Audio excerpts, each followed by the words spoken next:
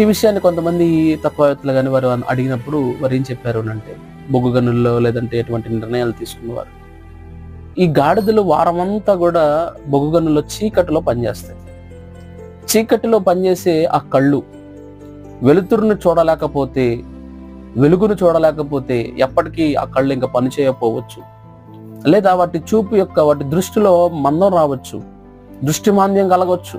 కాబట్టి వాటిని 6 రోజులకు ఒక్కసారి వెలుగులోకి తిప్పితే, అంటే సూర్యరశ్మిలోకి కానీ సూర్యుని వెలుగులోకి తీసుకొస్తే కొంత వాటికి దృష్టికి ఏమాత్రం కూడా ఇబ్బంది కలగకుండా, అంత మాత్రమే కాదు, అవి మరలా ఉత్సాహంగా అంటే సోమవారం నుంచి శనివారం వరకు ఉత్సాహంగా పనిచేయడానికి దోహదపడుతుంది అని చెప్పేసి వారు తెలియజేసి ఉన్నారు.